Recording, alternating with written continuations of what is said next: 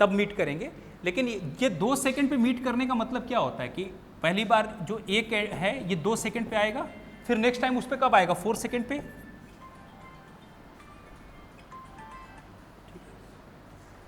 2 second पे 4 second पे, candidate एक कब इस पॉइंट पे बार बार आएगा 2, हर 2 सेकंड पे 2 सेकंड 4 सेकंड, फिर 8 सेकंड, 8 इसके मल्टीपल पे चलेगा। कैंडिडेट बी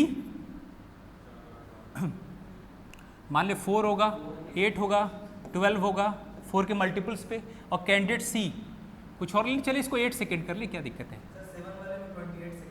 हाँ मैं एक्चुअल में बता रहा हूँ वही निकल के आएगा, क्या 7 सेकंड ही था यहाँ पे, 7 सेकंड ही कर लिया, तो 7 के मल्टीपल पे क्या चलेगा, ये 7 चलेगा, ये 14 चलेगा, ये 28 है ना, तो 7 3 जा 21 फिर 28 आएगा, यहाँ पे आएगा 28 सेकंड है ना, करेक्शन कर दूँ, 7 का मल्टीपल रहेगा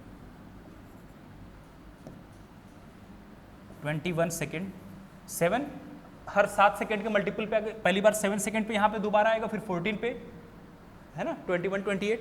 तो अब क्वेश्चन आपसे ये कि तीनों कब मीट करेंगे, तो तीनों मीट कब करेंगे, जैसे 2 4 8 अब यहाँ पे कहीं आएगा, बाद में आएगा 28 सेकेंड, ये 4 के मल्टीपल में भी कहीं आएगा 28 नीचे, तो ये जो कॉमन टाइम होगा, तो कॉमन टाइम क्या होता है, उनका एलसीएम ही तो हुआ। तो ऐसे क्वेश्चन इसी वजह से क्या ले लेते हैं, एलसीएम ले लेते हैं।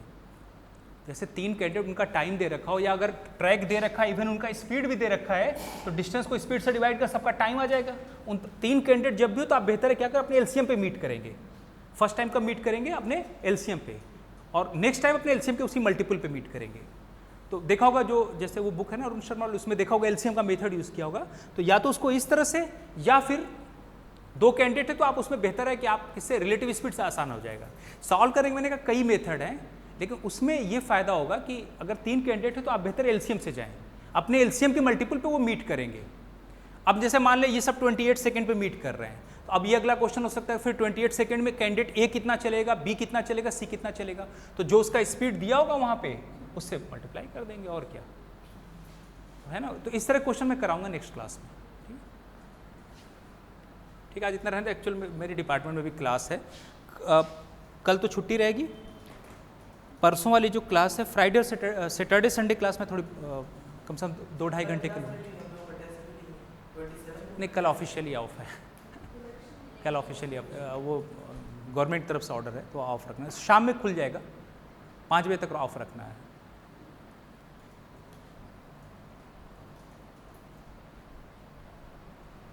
मैं खुद चाह रहा हूँ क्योंकि अब 3-3 घंटे क्लास ले कवर करा दो जी।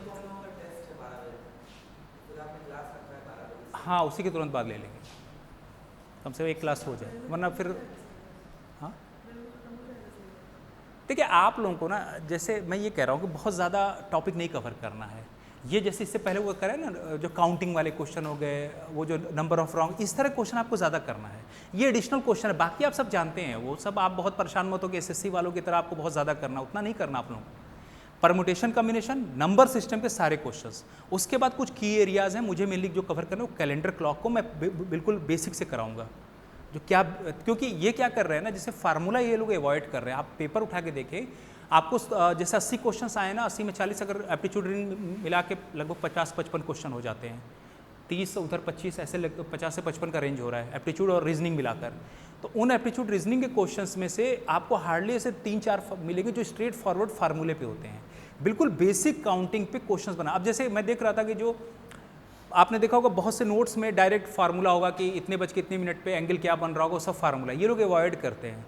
जो बेसिक कैलकुलेशन है ना, वो आया कहाँ से, वो बेसिक कैलकुलेशन के पॉइंट उठा के पूछ दे रहे हैं ऑप्शंस में, तो वो अगर टेक्निक मालूम है तो आप कर लेंगे कम।